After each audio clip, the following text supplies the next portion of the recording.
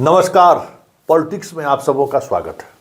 और आज हम पॉलिटिक्स में बात बिहार के उस युवा पॉलिटिशियन की करने जा रहे हैं जिसके बारे में अब यह चर्चा होनी शुरू हो गई है कि बिहार की राजनीति में जनाब की वापसी संभव होता हुआ नहीं दिख रहा है।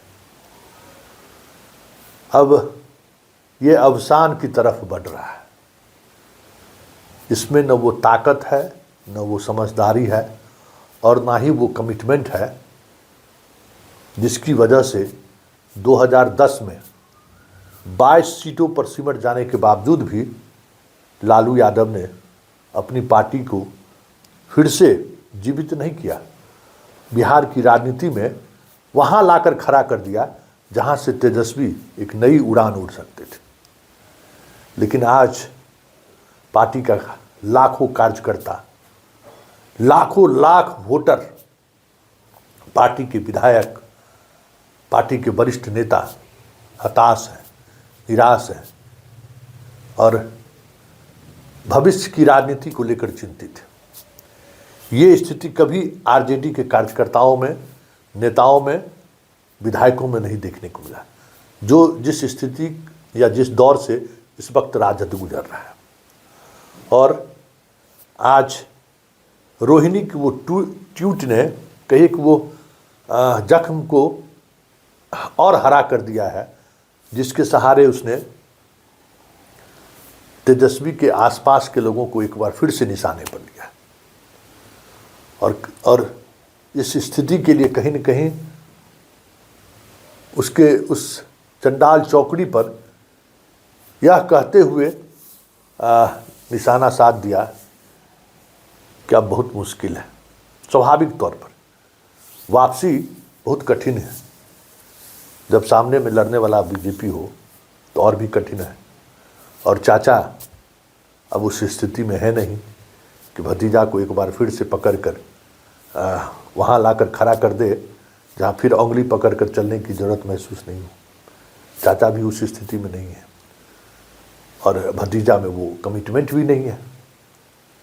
लेकिन एक बड़ा सवाल है, जिस व्यक्ति ने बिहार की राजनीति को, आज नीतीश हो या सम्राट चौधरी, जो भी पिछड़ों की राजनीति करने वाले लोग हैं, आज जिस पिछड़े की राजनीति का फसल काट रहे हैं, उसका कहीं न कहीं कह सकते हैं कि आधार कर्पूरी ठाकुर जी ने जैसे लोगों ने तैयार किया और लालू यादव जैसे लोगों ने उसको लहराया, उस फसल को। लेकिन आज जहां बिहार की राजनीति खड़ी है, सिर्फ लालू की राजनीति संकट में नहीं है, पूरे पिछड़े की राजनीति संकट में।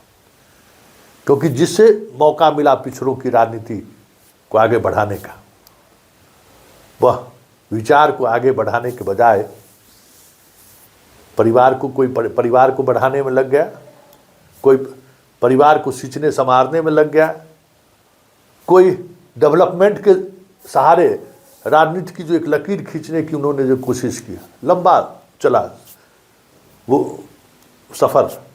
लेकिन उस सफ़र के सहारे एक समय आते आते आज के दौर में विचार खत्म हो गया। तो पिछड़ों की राजनीति विचार शून्यता की स्थिति में खड़ी है। और ऐसे में कहीं न कहीं तेजस्वी से लोगों की उम्मीद रही होगी, तो उम्मीद है भी कि कुछ तेजस्वी इस राजनीति को आगे बढ़ा ले। लेकिन आज तेजस्वी और उसकी पार्टी जहां खड़ी है, उससे लोग यह चर्चा करने लगे हैं कि अब बहुत हो गया। एक पीढ़ी भी लालू के का मतलब, बहुत सारे नेता हुए हैं इस देश में, 2-3 पीढ़ी बाद ये जो स्थिति होती है, वो पहले ही पीढ़ी में लालू के परिवार के साथ वो स्थिति देखने को मिल रही है कि अब बहुत हो गया। आखिर इसकी वजह क्या है? क्यों तेजस्वी वो करिश्मा नहीं कर पाए जो लालू करते रहे? तो बरबस उनके उस चंडाल चौकड़ी पर मेरी नज़र पड़ गई कि आज जो सबसे करीब रहने वाला व्यक्ति है तेजस्वी का, वो कौन है और उसका कमिटमेंट क्या है राजनीति से। तो ये तेजस्वी की चारों चंडाल चौकड़ी है। जरा इस चेहरे को गौर से देखिए, हर कोई पहचाने कोई ज़रूरी नहीं है, क्योंकि इसमें कई ऐसे हैं जो पर्दे के पीछे से भी सियासत करते हैं। पहला चेहरा संजय यादव, जुबान पर संजय चौधरी भी आ जाता है वाइस चांसलर की वजह से। संजय यादव, ये इसका वैचारिक पृष्ठभूमि क्या है, यादव के अलावा बिहार के लोगों को नहीं पता है। कभी बिहार के लोगों ने इस तरीके से इनको देखा भी नहीं है। राजनीतिक तौर पर राज्यसभा में जाने के बाद कुछ बहस लोगों ने इनकी सुनी है। मुझसे भी कई 2-3 मुलाकात है, कई बार 4-5 बार फ़ोन से बातचीत है। तो एक सोशल जस्टिस को लेकर जो कमिटमेंट होना चाहिए, थोड़ा थोड़ा झलकता था कि भाई कुछ कमिटमेंट लेवल है, लेकिन उस कमिटमेंट लेवल के साथ जो अपना आचार विचार व्यवहार होना चाहिए वो हमें दिखाई नहीं दिया। रहन सहन, कपड़ा, जूता से लेके ऊपर तक जो ड्रेस सेंस हमें दिखा, वो दिखा कि वो उस विचार से मेल नहीं खाता है। टी मेरिडियन में ठहरना, बड़े बड़े होटलों में ठहरना, चार्टर प्लेन में घूमना, ये मतलब एक उस तरीके की लेविश वाली ज़िंदगी जीने के तौर पर संजय यादव को हमने कई बार देखा। इसकी बिहार की राजनीति की समझ कितनी होगी आप खुद समझते हो। बिहार का बगहा कहाँ है और बिहार में बख्तियारपुर कहाँ है, हमें नहीं लगता है कि उसे पता होगा, लेकिन आज तेजस्वी का सबसे बड़ा सलाहकार है। दूसरा देखिए, रमीज, जिस पर यूपी में कई तरह के आपराधिक मामले दर्ज है। संजय, रमीज, ये सब भाई इनके रत्न हैं। और रमीज की पृष्ठभूमि क्या है आप समझ सकते हैं, आपराधिक पृष्ठभूमि, दबंग वाली पृष्ठभूमि, बात करने की कोई शैली नहीं, कोई समझदारी नहीं, और ये इसके आईटी विशेषज्ञ था, समझ गया। तीसरा कारी शुएब, ये कारी शुएब, हमें नहीं लगता है कि हम रोसड़ा के रहने वाले हैं, हमारा ये पड़ोसी है, कभी हम आरजेडी का झंडा ढोते हुए भी देखे होंगे। हाँ, ये मुजफ्फरपुर शिफ्ट कर गया था, इसके पिताजी मुजफ्फरपुर में आरजेडी के कोई नेता रहे होंगे, लेकिन आरजेडी को राजनीति को उस इलाके में एक पत्रकार के रूप में बहुत बेहतर तरीके से जानते हैं कि 20 वर्षों से कौन लोग वहाँ राजनीति का आरजेडी का झंडा ढोया है और किस दूर तलक ढोया है। हाँ, कारी शुएब अब आलीशान बिल्डिंग वहाँ बना लिया है, इसमें कोई दो मत नहीं है, जहाँ से भी पैसा लाया हो। लेकिन मुस्लिम कम्युनिटी में, मुस्लिम समाज में इसकी कोई बड़ी भागीदारी हो, ऐसा हमें देखने को नहीं मिला है। कोई कमिटमेंट लेवल हो, ये भी नहीं दिखा। कोई भाषण में कोई बड़ा तेज हो, ये भी नहीं दिखा। ना अब्दुल बारी सिद्दीकी जैसी समझदारी है, ना फातमी जैसा बाहुबल है, या फिर फातमी जैसा ताकतवर एक मिजाज, कुछ भी नहीं है। ये भी एक तेजस्वी का पसंद है। और चौथा, जिसकी शादी में तेजस्वी गया था, रियाज, सच कह रहे हैं हम, जो जहाँ शादी हुई है वहाँ करोड़ों रुपये खर्च हुए होंगे। सारिक नाम है, रियाज नहीं, सारिक। चौथा सारिक, इसका बैकग्राउंड क्या है, दुबई में बड़े बड़े इंडस्ट्री हैं, ये कस्टम का कुछ काम करता है, इस देश में भी और दुबई में भी इसका अपना रोजगार व्यापार है। चौथा चंडाल चौकड़ी में चौथा सबसे करीब आदमी सारिक है।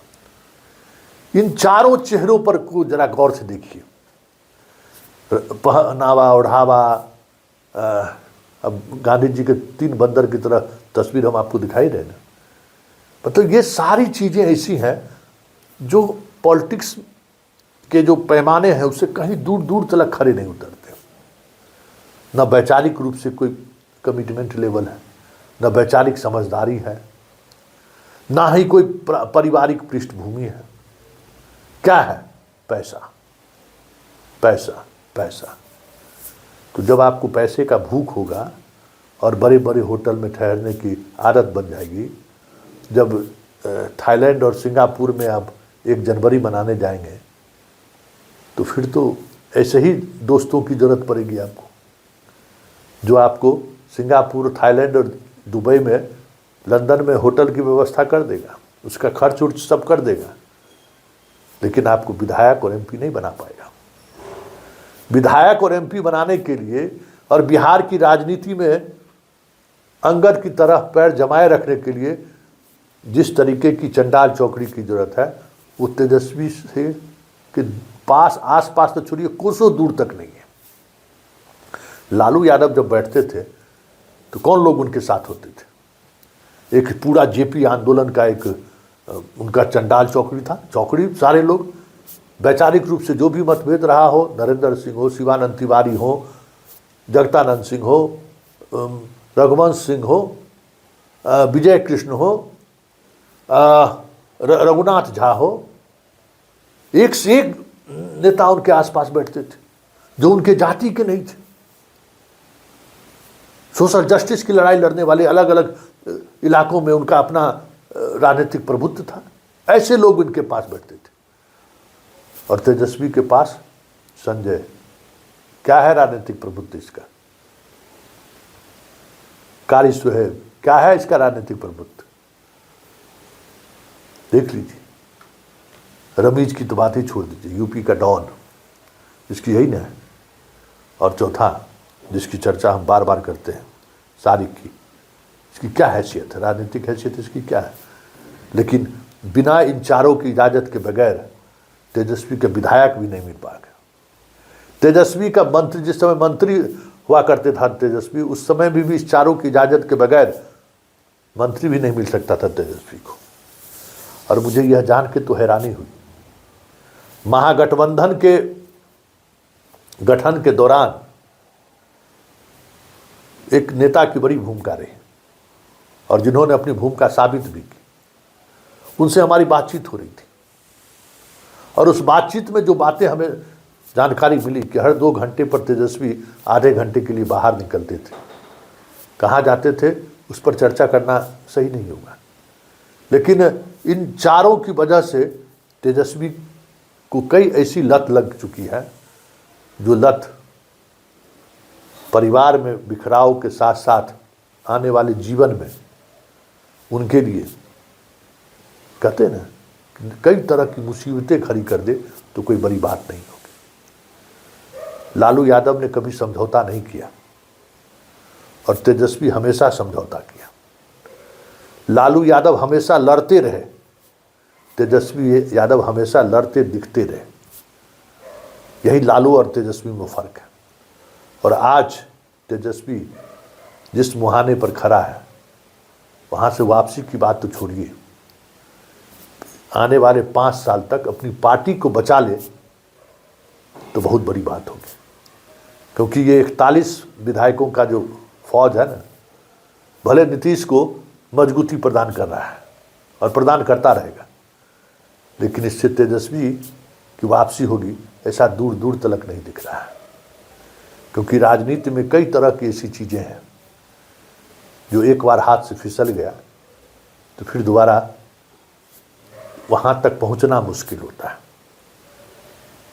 इंडिया गठबंधन के दौरान कई तरह की चीज़ें सामने आई, इसमें लालू हो या तेजस्वी हो या ये चंडाल चौकड़ी हो, इन लोगों की भूमिका यही थी कि नीतीश से सत्ता ले लो और फिर जो होगा सो देखा जाएगा। तो राजनीति में शॉर्टकट कुछ भी नहीं होता है। राजनीति संघर्ष का नाम है। आज तक जितनी बार इन्होंने बिहार भ्रमण का कार्यक्रम बनाया, आधे में ही उस कार्यक्रम को इसने छोड़ दिया। अगर अच्छे मित्र होते, राजनीतिक विचार के लोग इनके साथ होते, तो आज तेजस्वी इस तरीके के हार के बावजूद भी बिहार में डटा रहा था। तेजस्वी रणछोड़ नहीं बनता। आज स्थिति यह है कि शादी में आप घूम रहे हैं अपने चंडाल चौकड़ी के मित्र की शादी में, लेकिन जो लाखों लाख जनता, 1 करोड़ से अधिक जनता जिसने आपको वोट दिया, उसको आप कह सकते हैं कि उसके बीच जाने का आप साहस नहीं जुटा पा रहे।